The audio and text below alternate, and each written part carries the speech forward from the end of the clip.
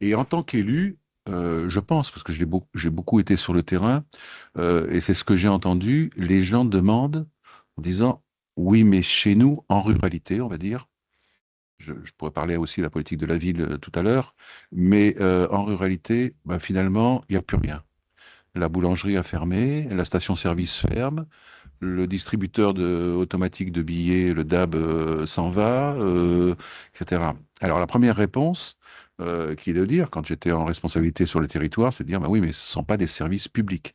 Donc le vrai sujet, c'est d'élargir et c'est dire finalement ce service au public. Et dans France Service, naturellement, il y a un bouquet de 12 services publics qui sont rendus, mais je crois que ça rend un service pour une partie, mais il y a encore une autre partie que l'on entend de nos concitoyens.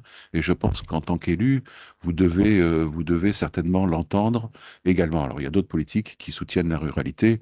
J'en dirai un mot si vous le souhaitez. Et puis, il y a beaucoup d'initiatives. Dans le passé, j'ai travaillé à la région Île-de-France. Donc je voyais bien tout ce qui était fait pour soutenir l'activité dans le monde rural, on va dire, et puis la politique de la ville, bien sûr, hein, évidemment. Et vous l'avez certainement dans vos communes. Alors, si je recentre un tout petit peu le débat en focalisant sur France Service, 2019, circulaire du Premier ministre qui indique très clairement, nous allons prendre le relais des maisons de services au public qui ont moyennement fonctionné, on va dire, et puis on va en faire un service public de premier accueil, ça c'est très important, assez universel.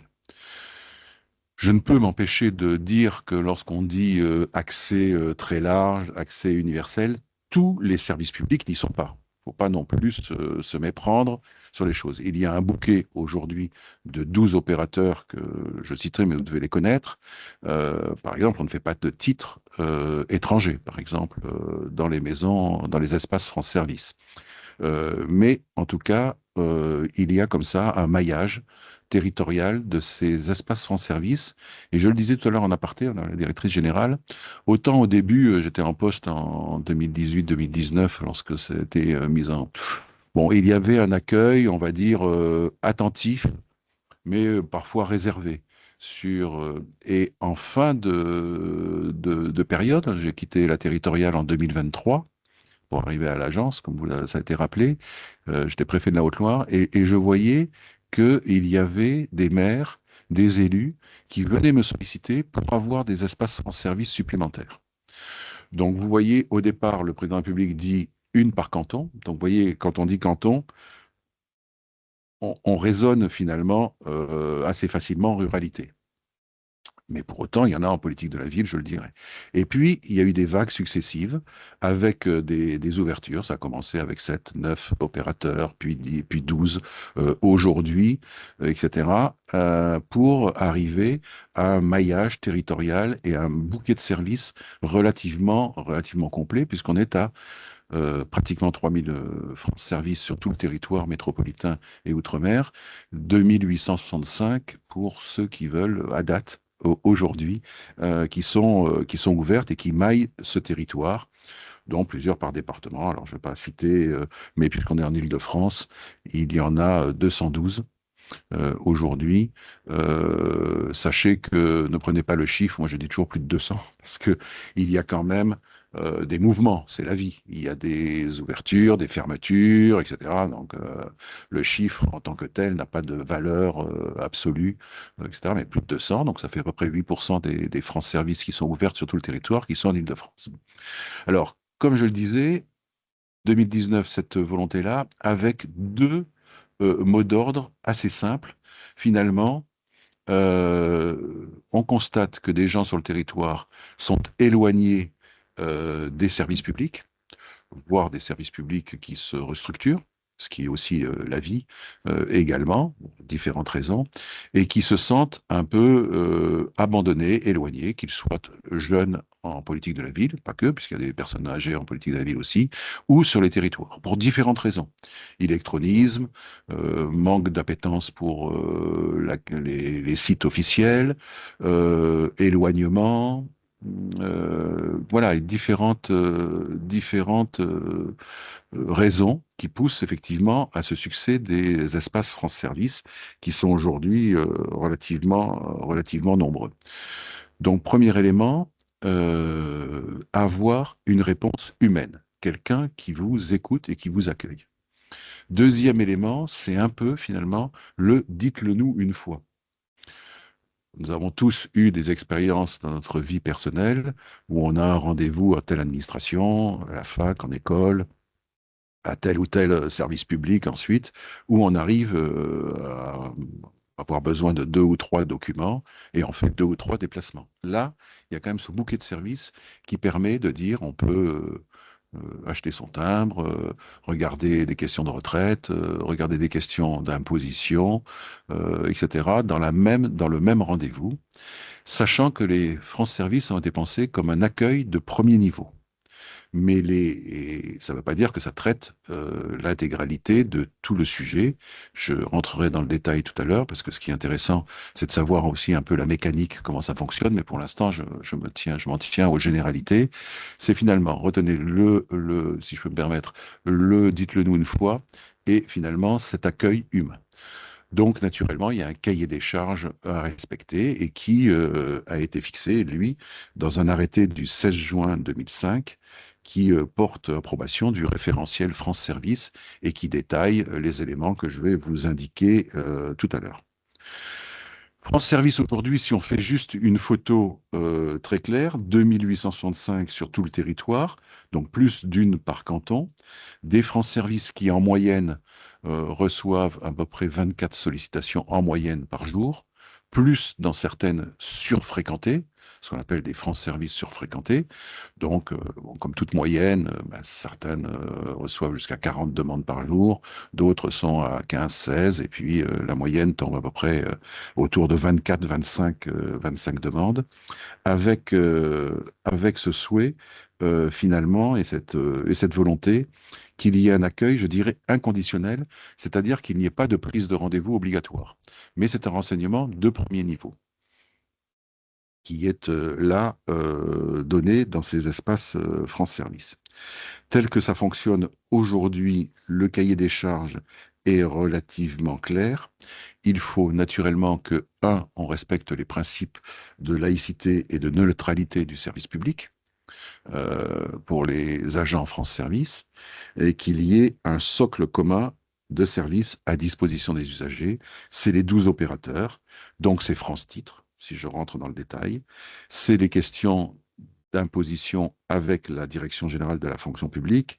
C'est les questions de retraite, CNAV, MSA, CNAF, CNAM, euh, j'en oublie toujours, France Travail, La Poste, des questions de justice également de proximité qui peuvent exister, et l'aide qui est faite, l'URSSAF, pardon, j'ai oublié, et puis l'aide qui est faite aussi sur le chèque énergie, avec la DGEC qui est dans le dispositif, et puis la rénovation et la mise aux normes des passoires énergétiques, la rénovation du logement, avec une aide de l'ANA. Voilà pour les 12 opérateurs qui font ce bouquet de services aujourd'hui.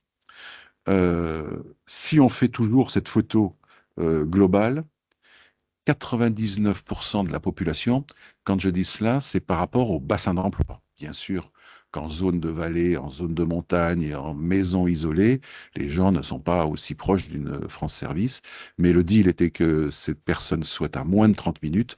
Aujourd'hui, 99% de la population de bassin d'emploi est à moins de 20 minutes d'un espace France Service en voiture. C'était un peu toute chose égale par ailleurs, un peu la vieille doctrine napoléonienne. Quand on plaçait les sous-préfectures, c'était à moins d'une journée de cheval, je ne sais plus exactement, ou une demi-journée, je ne sais plus, pour avoir accès à ces espaces France Service. Donc toutes ces questions-là sont aujourd'hui maintenues, observées, etc. Sur le taux de satisfaction à la première demande des usagers France Service, le taux est de 85% aujourd'hui de gens qui sont satisfaits de cet accueil et de cette première demande. Naturellement, On peut aussi prendre des demandes téléphoniques et via en ligne, quoi, je veux dire. Mais le principe, c'est vous arrivez sans rendez-vous, vous êtes accueilli dans une France Service avec un taux de satisfaction de première réponse de 84-85%, comme je le disais. Et globalement, quand on fait, vous allez me dire, c'est des scores un peu soviétiques, mais je suis obligé quand même de les donner.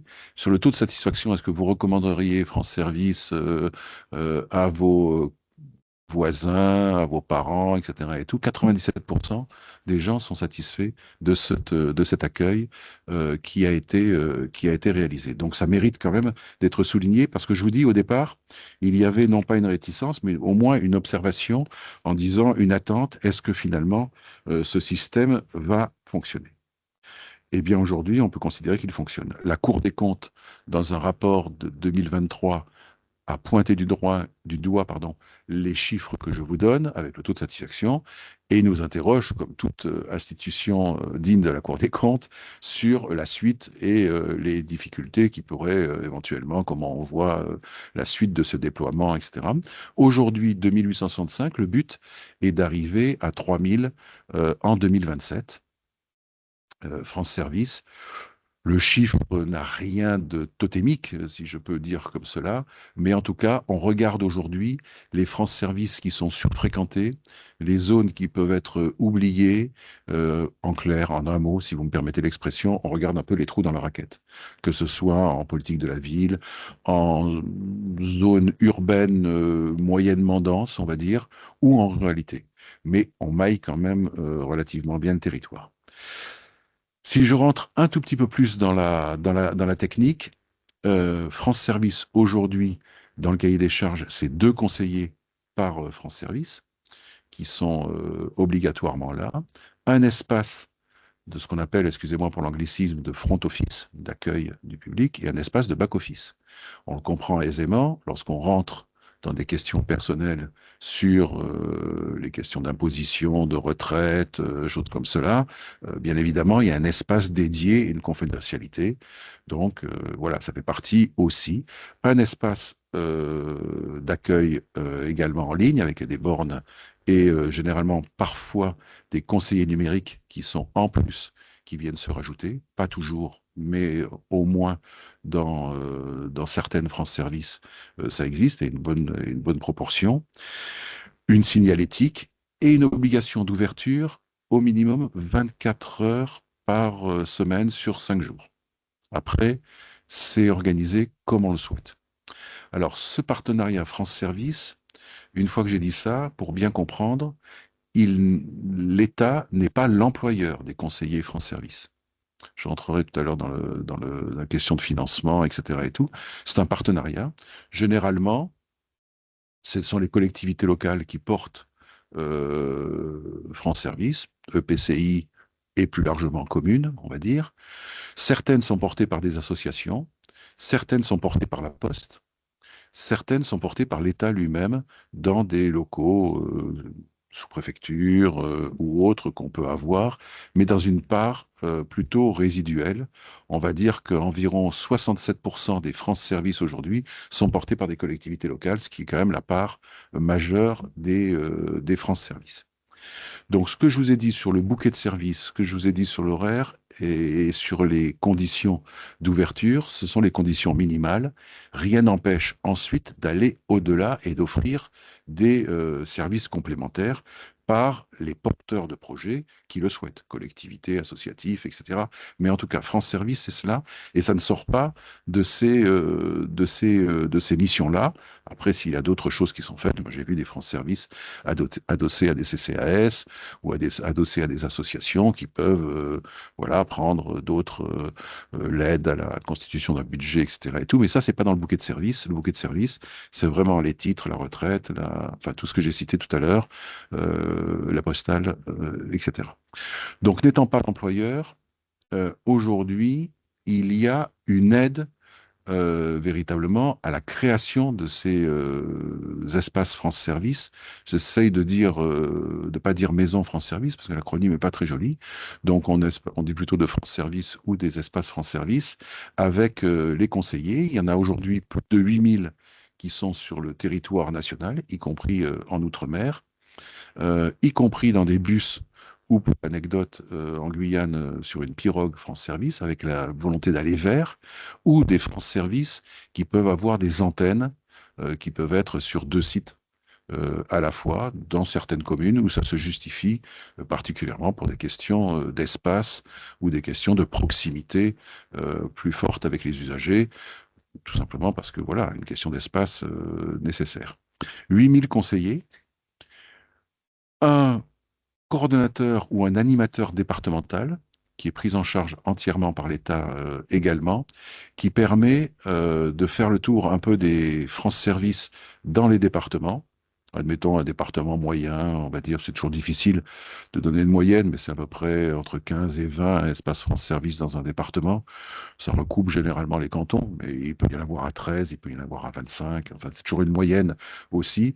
Il tourne dans les espaces France Service, il rencontre les conseillers, et puis naturellement il essaye de, comment dirais-je, de créer du lien, parce que les gens sont assez isolés quand même si au niveau central, la NCT, on anime ce réseau de façon très régulière, par des webinaires, par des formations, etc. Mais en tout cas, voilà, quand on est un peu éloigné du terrain, il y a besoin peut-être d'un coordonnateur ou d'un animateur départemental qui arrive à faire la jonction sur les bonnes pratiques, sur les difficultés rencontrées. Après tout, il peut y avoir aussi des difficultés. On ne sous-estime pas que dans certaines France Service, ce métier d'accueil et de guichet, ben, comme tout guichet ou comme tout accueil, peut être compliqué, parce qu'on en trouve parfois des usagers, on va dire, plus ou moins remontés. Vous voyez à quoi je peux faire référence. Donc, on essaye d'équiper aussi des France Service en boutons d'alerte nécessaires lorsque ça commence à devenir un peu chaud. Mais ils ont des formations pour naturellement détendre, euh, si vous me permettez l'expression, l'atmosphère, détendre un peu les relations. Et il y a des formations qui sont faites. Lorsque les conseillers sont mis en place, il y a une formation généraliste qui est faite à la prise de poste ou au plus tard dans les 6 mois de la prise de poste pour donner un peu cette culture commune d'accueil et de formation. Parce que bien évidemment, ensuite, il y a une formation par les opérateurs pour expliquer les questions fiscales, les questions de retraite, les questions de postales, les questions voilà, qui peuvent se poser aux différentes interlocuteurs.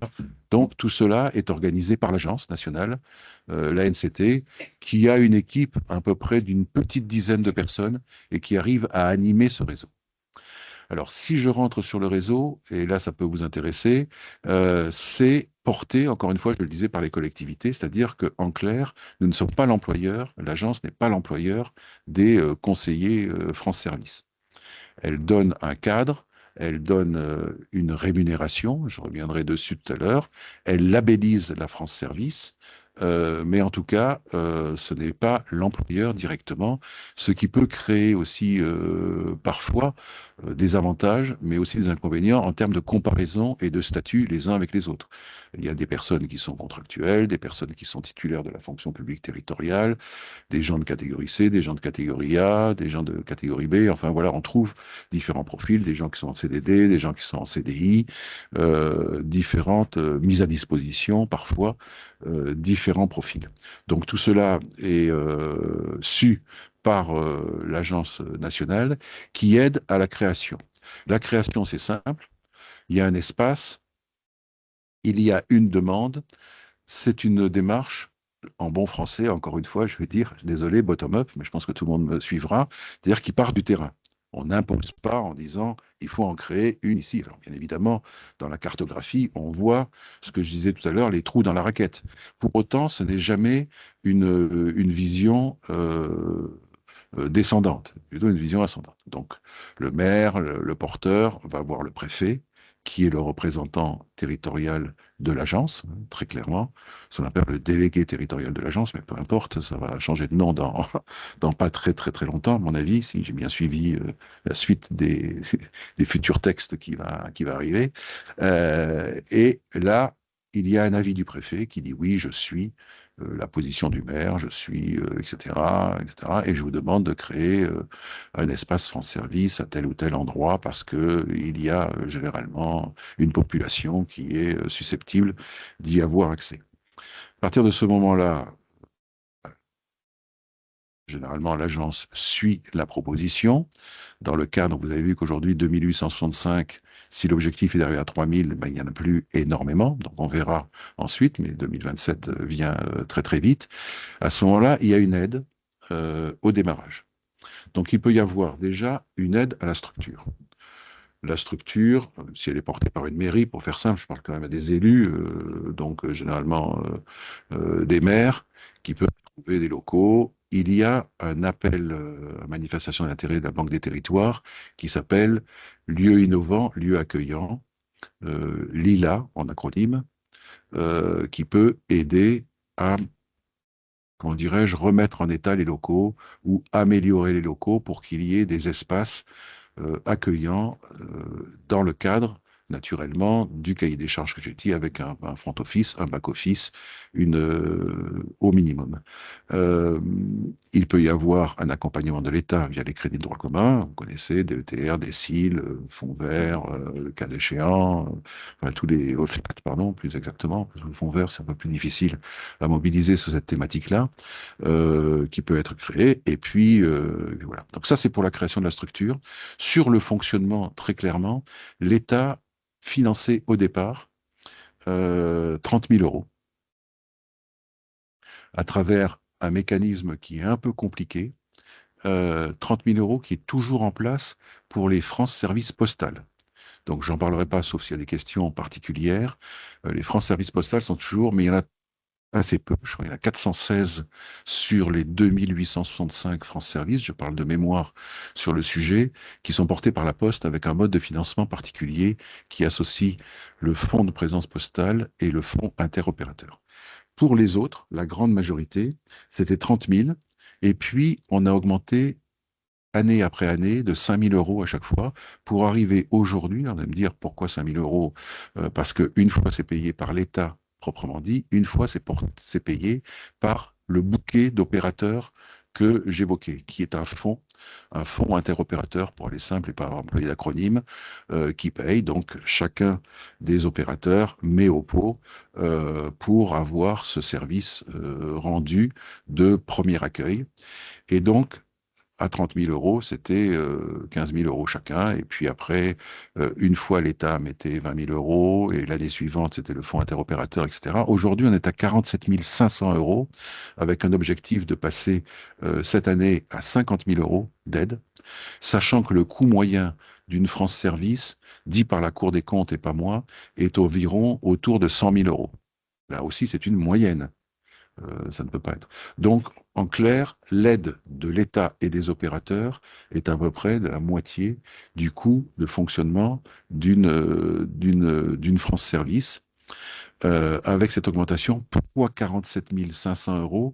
Parce que l'année dernière, je vous dis tout, c'était au tour des opérateurs du fonds interopérateur d'intervenir et compte tenu des conventions d'objectifs et de moyens, compte tenu des dotations, etc. et tout, ils ont souhaité, et ça a été bleui comme tel, que ce soit la moitié en 2026 et l'autre moitié en 2027, ce qui fait que les 5 000 euros d'augmentation pour passer de 45 000 à 50 000 a été étalé sur 2 ans, sachant qu'une RIM, une réunion interministérielle, doit encore valider définitivement ce passage à 50 000 sur 2027. Donc aujourd'hui, si je fais la photographie actuelle, c'est 47 500 euros qui est financé à la fois par moitié, pour faire simple, par le fonds interopérateur et à la moitié sur le budget de l'État, qui est le programme 112.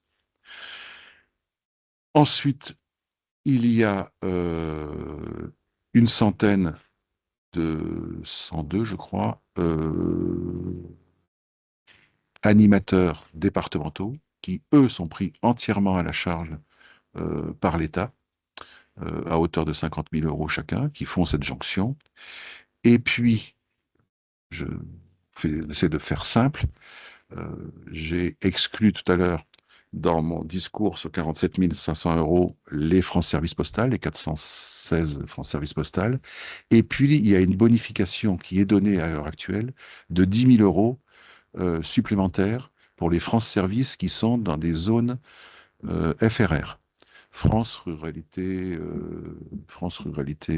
Solutions, je crois, enfin, qui sont la nouvelle appellation des ce que vous appeliez à l'époque les ZRR, ce qu'on appelait tous les ZRR, c'est-à-dire en grande ruralité, comme il y a les ZFU en politique de la ville, il y a les ZRR en ce qui est un dispositif fiscal de dépenses fiscales et d'exonération pour certaines choses. Donc là, 10 000 euros sont rajoutés.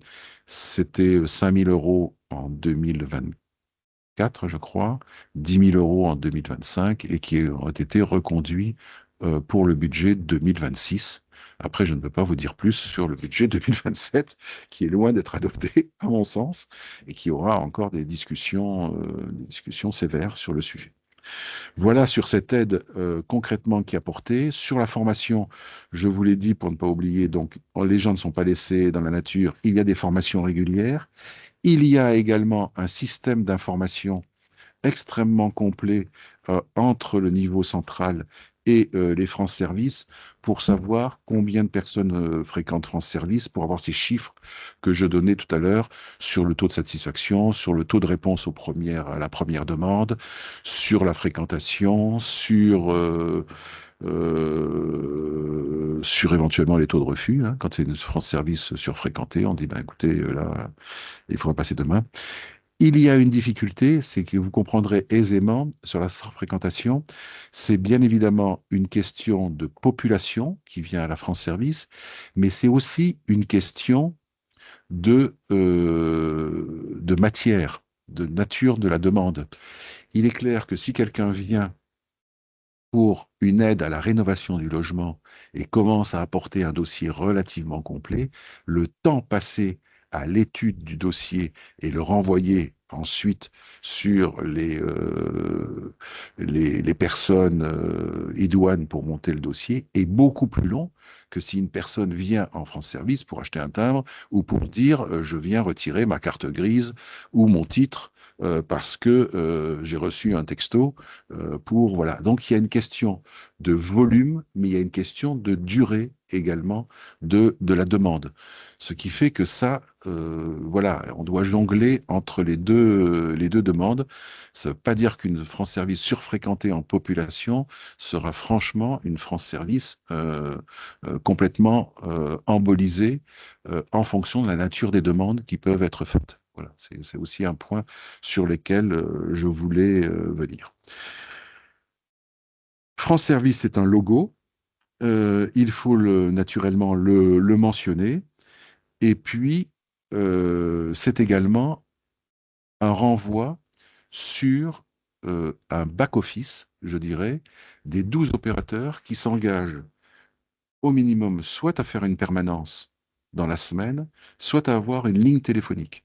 Parce qu'un accueil de première demande, ça ne veut pas forcément dire une résolution de la totalité du cas. Là aussi, les cas peuvent être plus ou moins complexes. Et généralement, et c'est ce qui est demandé, c'est une réponse définitive dans les 72 heures. On rappelle la personne euh, où on n'a pas pu répondre complètement à sa demande, où les pièces qu'elle a présentées ne sont pas suffisamment probantes et le dossier n'est pas suffisamment complet pour justement avoir un rendez-vous ensuite téléphonique ou physique dans la France Service pour pouvoir être complètement, répondre complètement à la demande. Je crois que j'étais un peu près complet sur le sujet. Vous avez le nombre, vous avez le maillage, vous avez les demandes, vous avez à peu près la méthode sur les demandes France Service. Aujourd'hui, il y a plus de demandes que de labellisation, hein, 2865 pour arriver à 3000, qui est à peu près le chiffre, il n'en reste plus énormément. Mais voilà, les demandes peuvent se justifier et s'argumenter tout à fait et seront en tout cas examinées. Après, je ne peux pas vous dire s'il y aura une deuxième vague une nouvelle vague pardon, en cours en 2026 ou si la prochaine sera en 2027, etc. Ça, c'est des arbitrages politiques sur le sujet. En tout cas, c'est une politique qui fonctionne, une politique dans laquelle qui met assez d'accord les populations, les élus et les ministres. Tout le monde sait que ça fonctionne. Et donc, je n'ai pas forcément d'inquiétude sur la suite de ce programme, parce que là aussi, c'est des gens derrière, c'est un accueil en dur. C'est pas, voilà, bon, il peut exister des bus France Service, hein, comme je le disais, voire des pirogues pour l'anecdote, mais enfin, avec le dispositif d'aller vers. Mais en même temps, la plupart des cas, c'est quand même des bâtiments en dur qui sont placés voilà, au centre du village, ou un quartier, ou dans un quartier fréquenté, où voilà, on essaye quand même aussi de faire sens sur le sujet. Voilà les quelques éléments